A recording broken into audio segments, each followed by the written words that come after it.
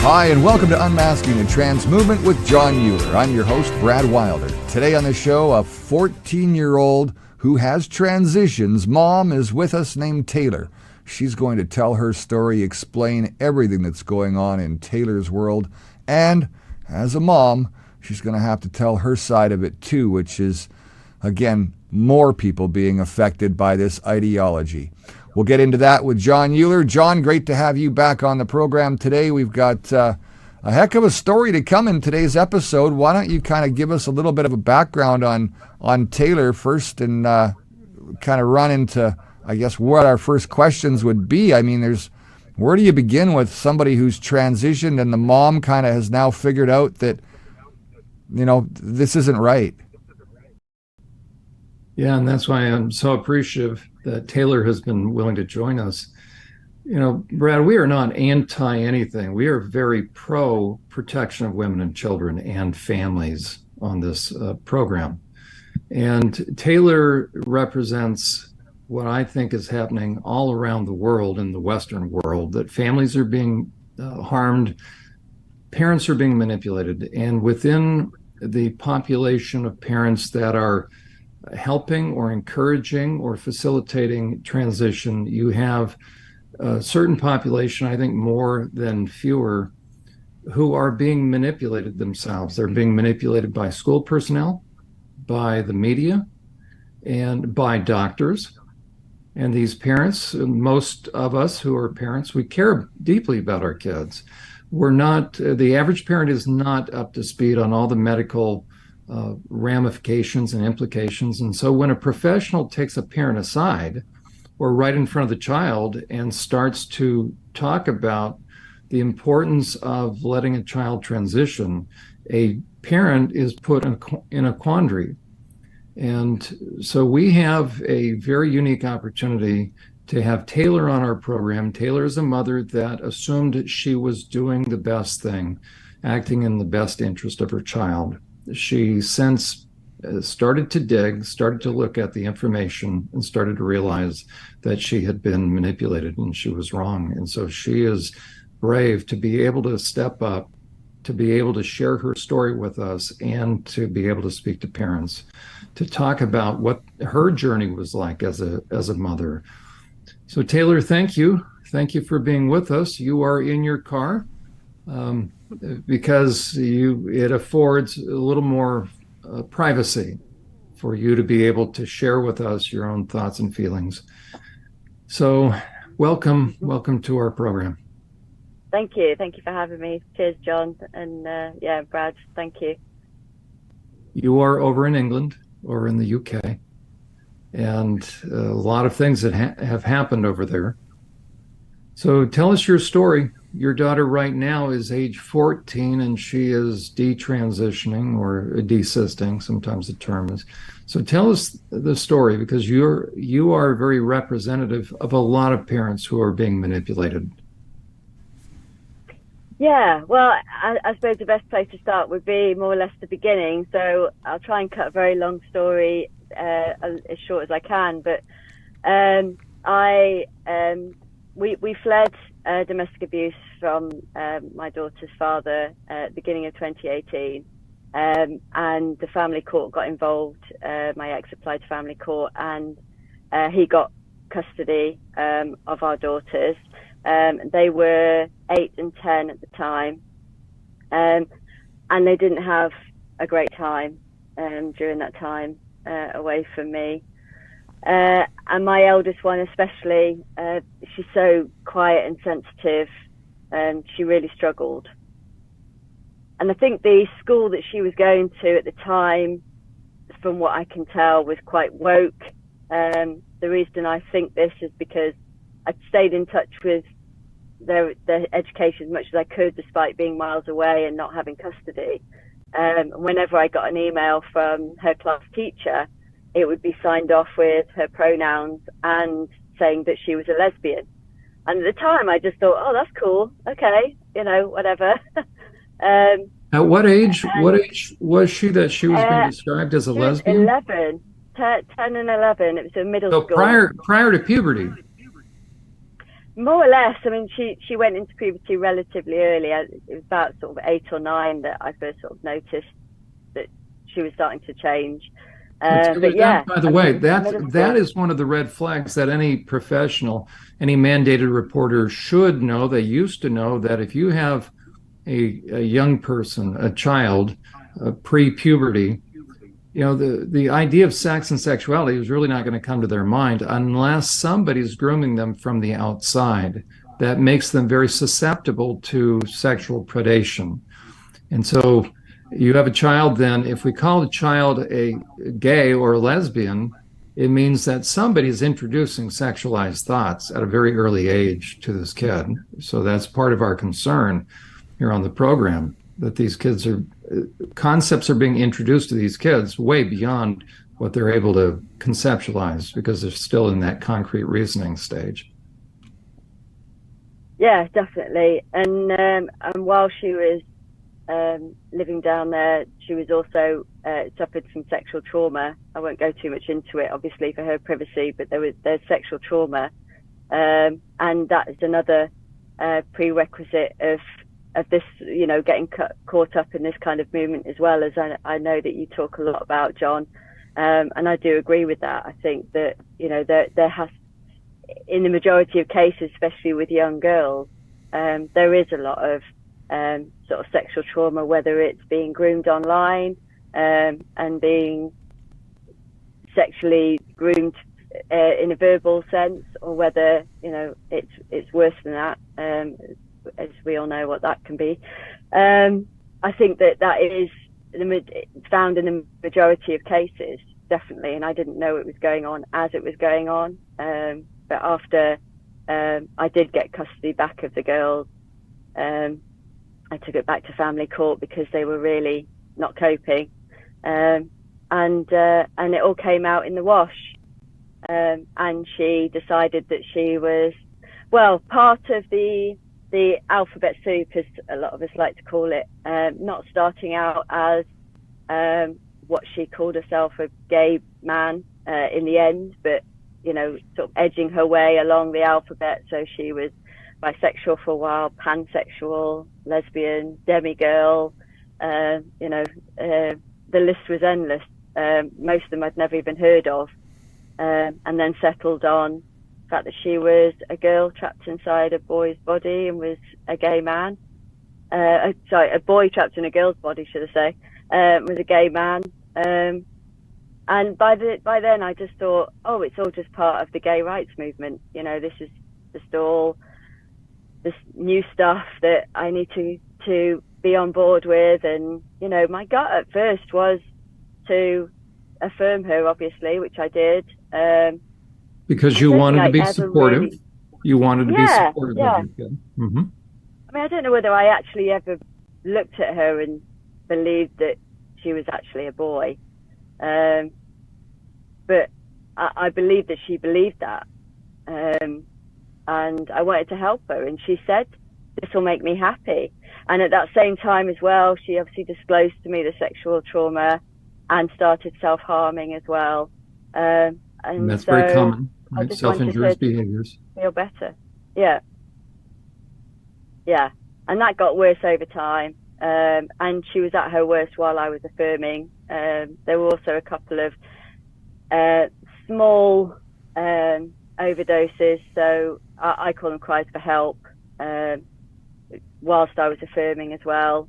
Funny enough, that all stopped around the time that I peaked, or certainly by the time that I put my foot down and said, this isn't happening anymore. I've woken up to this, and it's all lies, and we're going back. We're not doing this anymore. And she hated me at first. She absolutely hated me. She was physical with me several times. Refused to talk to me. Talked about going back and living with her dad. The lot. So it was a tough time. It was scary. And how old? So she's 14 now. How old are we talking when you put your foot down?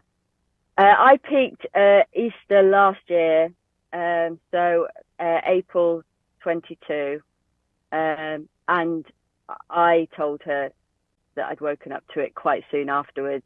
Certainly by the summer holidays, I had told the school that when we were going back in September, that she was going back as a biological girl, which is what she always was, and that we were going back to her birth name.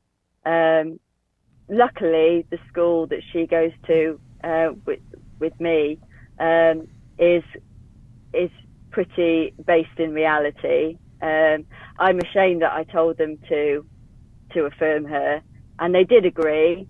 But looking back, I think that they probably thought I was a bit mad at the time, and I have since apologised.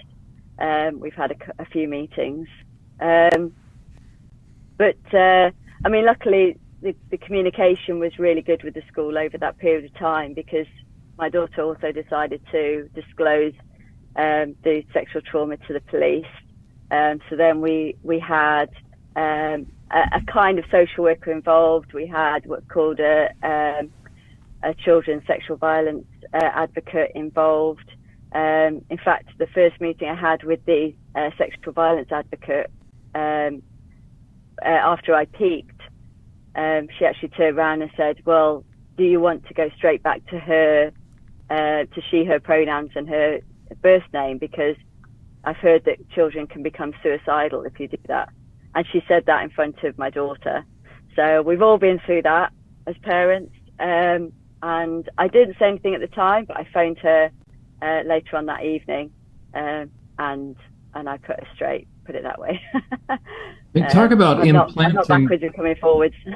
Right. Talk about unduly influencing and implanting ideas. So instead of this worker doing the responsible thing, which is asking you that question aside or away from your child, she puts you in a position right in front of your child, and she asked this when the topic hadn't even been raised.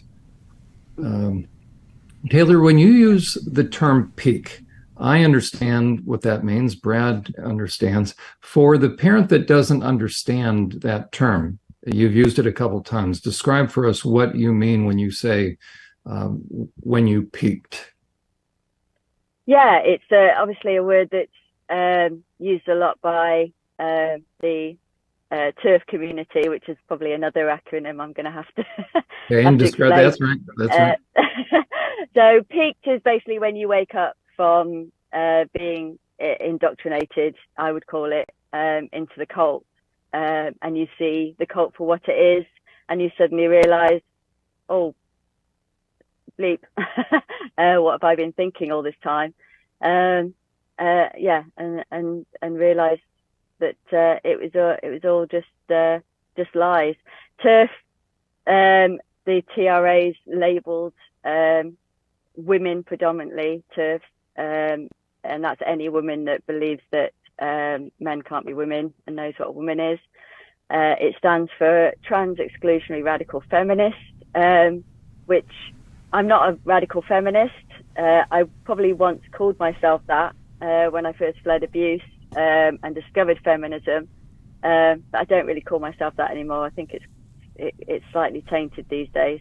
Trans exclusionary, no, I've got no issue with quote unquote trans men, so biological women coming into our spaces, but I don't believe in a trans child. In fact, I don't really believe in true trans, full stop. That might be quite controversial for me to say, but I don't really believe in any of that at all. I think that it's a sexual fetish for a lot of these people, and that's absolutely fine. Practice whatever you want as long as it's legal and consensual in your own time. But I think that they are pushing this onto kids to validate themselves, and children are paying the price. In some cases, the ultimate price. You use the term cult. We've used the term cult here, and you are spot on. That's exactly right. For those that may want to take issue with that term, talk to us about how you came to the conclusion that it's a cult, meaning it implements cult-like tactics and characteristics, because we won't find, just like with Scientology, there's a headquarters, and so we assume, okay, that's a cult. It's a little bit different because it's a ideology. It's a belief system being pushed by a number of different, what I call dark special interests. But you are 100% correct. It is a cult. It has cult-like characteristics. What did you find now in retrospect, and when you finally awakened to the reality that you were being manipulated mentally and emotionally?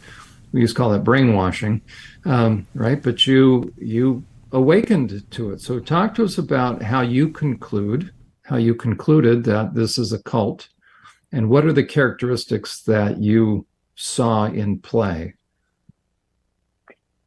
I think that as soon as you get something like an ideology that forces itself onto everybody and tells them that they have to believe things, that they're not allowed to question it, and they're certainly not allowed to walk away from it after they've entered it. I know a lot of detransitioners. I'm in touch with a lot of them. I know some of them in real life. And, you know, they all tell me that once you're in it, you can't really leave. And if you do leave, then you're cast out. And I've seen quite a number of documentaries on cults, including Scientology, after peaking from this ideology, and the similarities were just unbelievable. I mean, there may be buildings in Scientology, but that's the only difference that there is between this and transgender ideology, I think.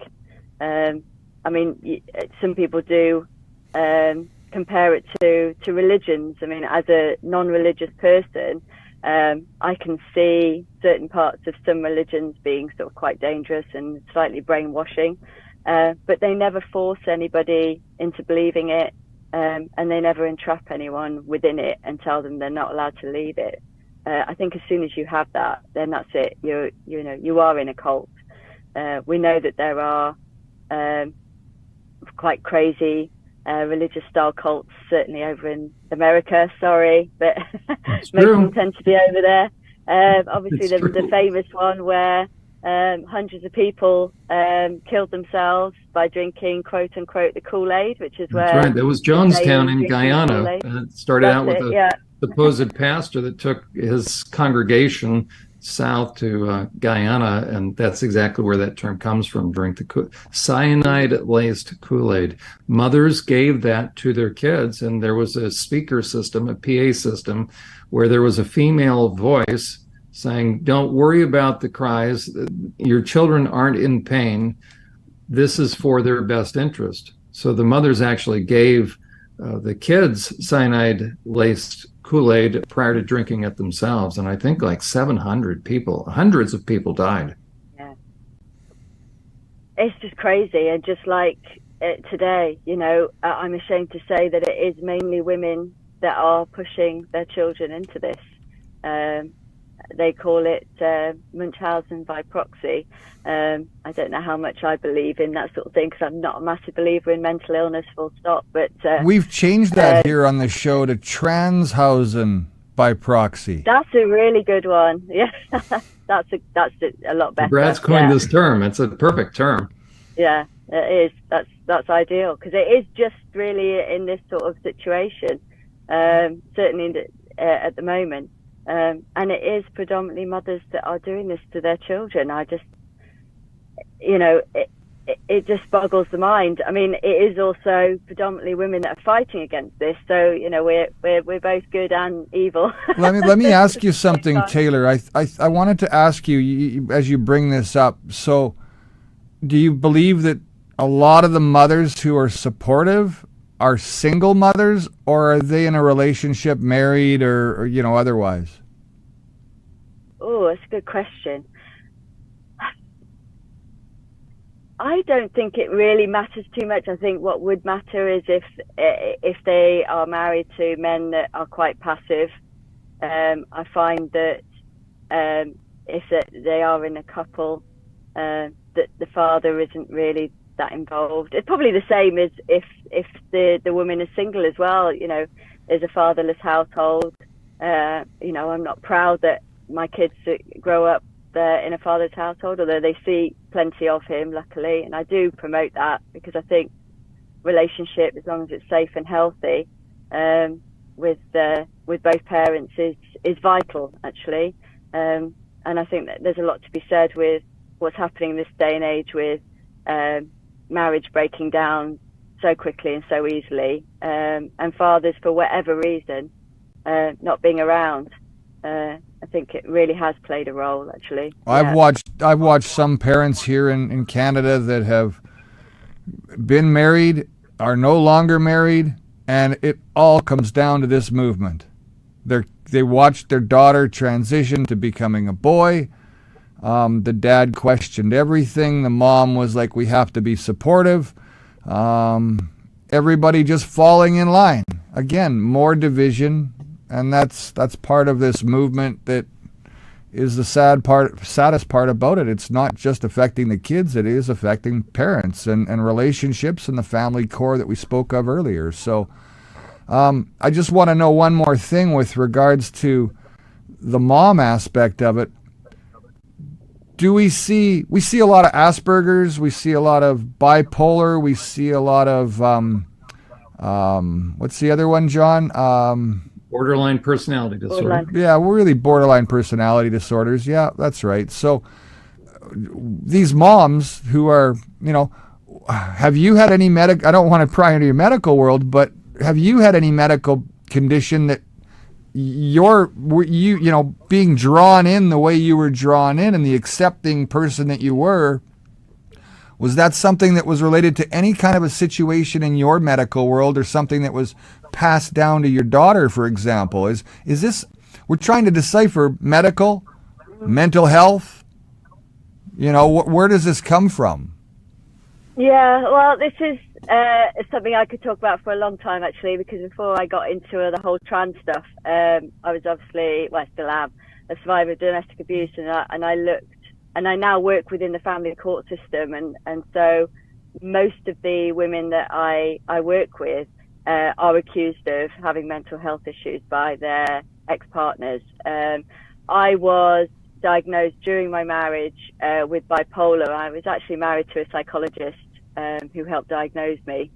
That's a whole other story. And that was pulled from my medical records and replaced with post-traumatic stress disorder. And I don't know whether you've heard of her. I personally think she's an amazing woman. She's a clinical psychologist and an author called Dr. Jessica Talor. She wrote 2 books, one called Why Women Are Blamed for Everything, and her second book was Sexy But Psycho. And her argument is that there isn't really any such thing as bipolar and borderline personality disorder.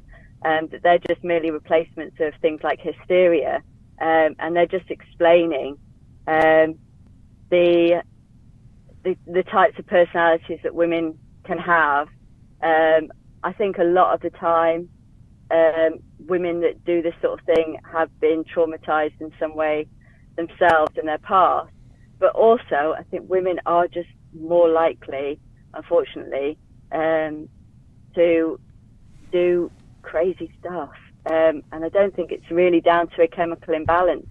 I think that we are just, I might get shot for this, but just more emotional and just, a little bit more unstable, but I don't really believe that it's a chemical type of unstable. I don't believe that can physically happen in our brains. I just think that we just react to things differently, and sometimes it's good, sometimes it's bad. And I think men are predominantly just more in the middle of the road sort of thing, which, sometimes works and sometimes doesn't, but they don't tend to fly off the handle. And they think a bit more logically, I think, men. So they see this and they go, no, this doesn't sound right. Whereas women, I think, like I say, come at it in a bit of an emotional way. That's certainly sort of how I think it happened with me, that I just wanted to advocate for my child so much that I just wasn't seeing the wood for the trees, really. I hope that all made sense. It did. Were there other moms around you that were in that same boat that, would have been supportive towards your going along with this at the beginning? Did you have other moms, like a support group or any kind of other moms who, were feeding into your, let's make this all happen and it's all okay? I certainly had other mums agreeing, but it was predominantly because they didn't know anything about it themselves. I didn't at the time know anyone personally or in real life whose child was going through any of this. I didn't know anyone at the school. After my daughter came out as trans and sort of started going to the school, living with me, she did the friendship group that she had. There was about 5 girls altogether. About another 3 of them started to identify as trans. And I did reach out to the parents of those kids after several months. This was after I peaked. And we all spoke on the phone, and I formed a WhatsApp group. And I did say, this is probably because of my daughter, and I'm really sorry. I'm trying to fix the damage I've done. And they were all like, oh, I'm so glad you reached out. We don't know what to do. And they didn't want their daughters to go down this route. But when I first was affirming, I did turn around to all my friends and family, quite matter-of-factly, and just say, she identifies as this now, and she's he, him, and that's the way things are.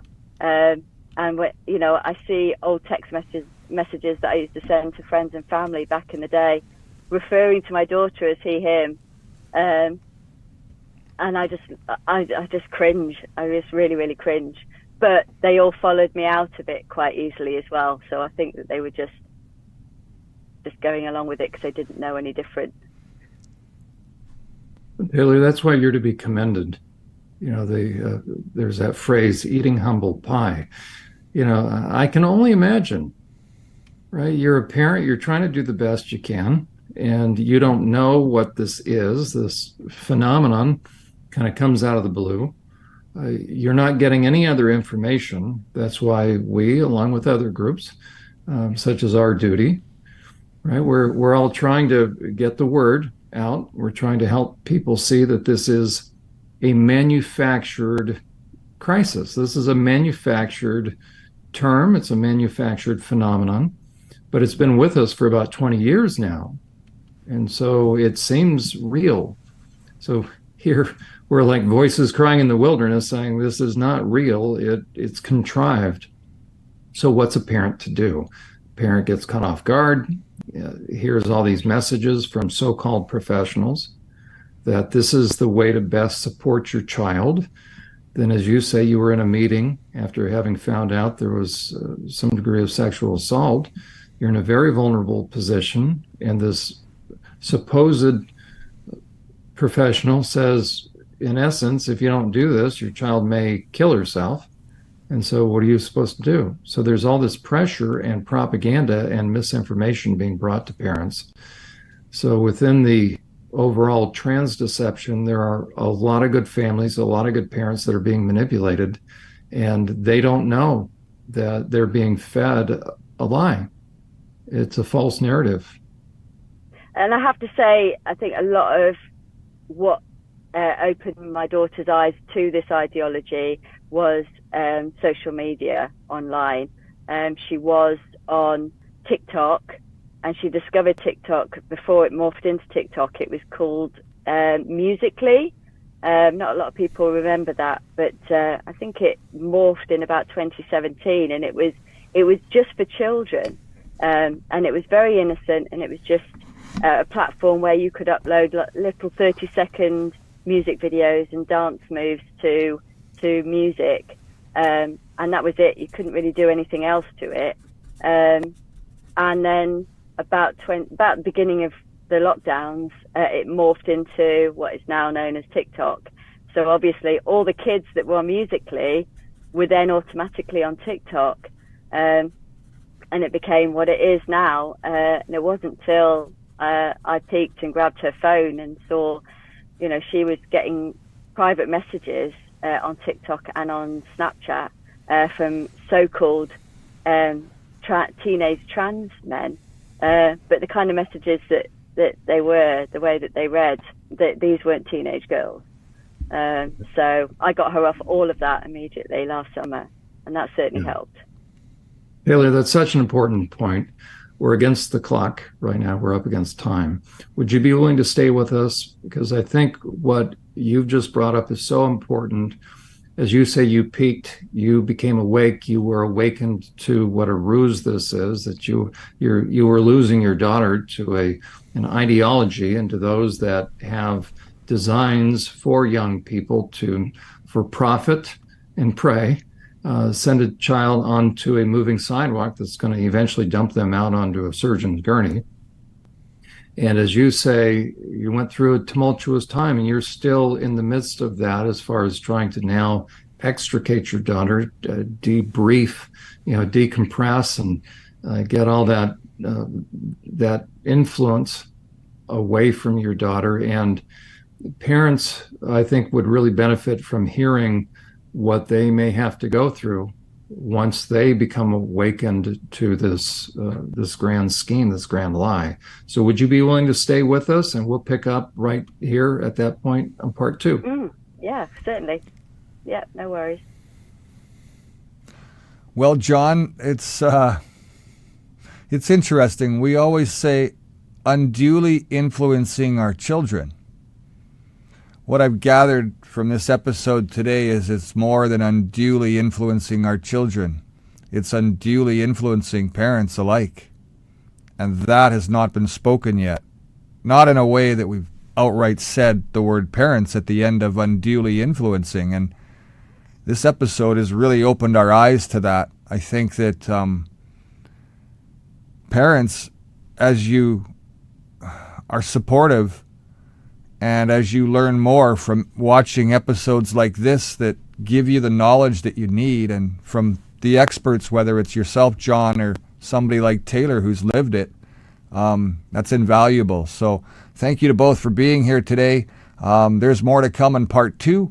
This is Unmasking the Trans Movement with John Uhler. I'm Brad Wilder. Thanks for watching. Thanks for being here to Talor as well. Part 2 is coming up in just a minute. We hope you stay right there. You can find us on BitChute at Unmasking the Trans Movement as well. We're on YouTube and Rumble as well. We'll see you soon.